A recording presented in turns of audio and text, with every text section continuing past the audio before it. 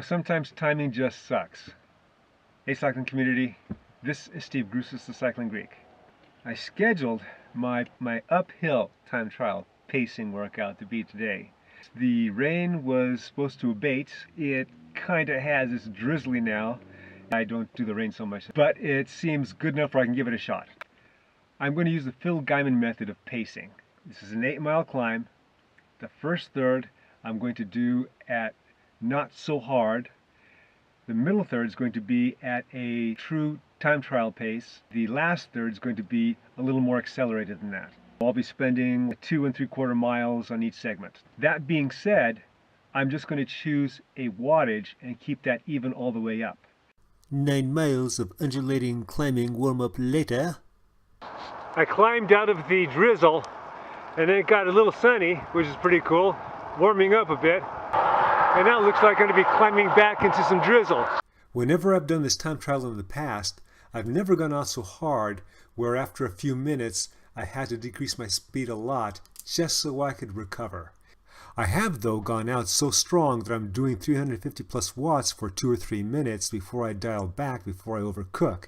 But at that point I'm starting to breathe like a racehorse, and I continue to do so for about another 4 miles. I got the idea to do this a little while ago when I was watching one of Phil Gaimon's videos. He was talking about his technique for uphill time trialing, where you divide the distance into thirds, with the middle third being a true time trial pace, a little softer in the first third and a little harder in the second third.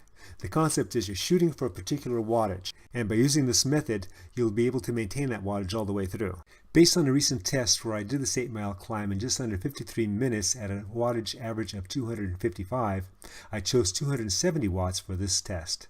It was so tempting to let my power float up to almost 400 watts when I first started off, but I stayed within my parameters.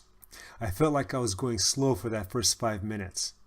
But I never felt that I had to dial back as I was almost starting to overcook. My heart rate also topped out at around 85% and stayed there pretty consistently for that first third, as opposed to the 95% I've done in previous efforts. By the time I got to the start of the middle third, I was looking forward to doing that true time trial pace. During this middle section, my heart rate inched up to just below 90% of maximum heart rate. Because my battery went out a 1/4 mile from the top where this segment ends, I don't have the full average for the ride, but I do have it for the first 5.9 miles with the 278 watts, so I was pretty consistent. This 8-mile climb is fairly consistent at 6%. However, there are the occasional crest and flat sections. It's during these sections where I also have to maintain that minimum 270 watts. It's a lot easier to do using this pacing model. By the time I got to the beginning of the last third of this effort, in my time trial induced haze, I was curious to see how much power I could actually put out. I increased my effort and therefore speed, but I could maintain this for about 1, maybe 2 minutes, and then I'd have to dial back just a bit to where I was. I did this a number of times throughout the last third. Maybe that's why I noticed a higher range in my heart rate, going up to 93% and then going back down to 88. As it turns out, this pacing model seems to be a success for me. Where a few weeks ago I did this climb in just under 53 minutes at 255 watts, today I did it in just under 15.5 minutes at 278 watts. That's close to 10 watts per minute difference, if there's such a linear correlation. In other related data, my weight for this ride was within 1 pound of my recent lowest, giving me a 3 2/3 watts per kilogram power to weight ratio. While this is not much to write home about for a number of you, keep in mind I'm 63 and I've had AFib. I have 2 minutes 24 seconds to shave off my time to beat my old guy PR, and the time trial's in 2 weeks.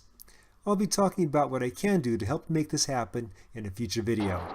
Man, it's beautiful up here, but I gotta go down there. Oh, it's gonna be cold. I have a windbreaker over this, so that'll help. So I'm gonna go descend in this thing now, download my stuff, and see what I got. Today was a successful workout. I'm still tired.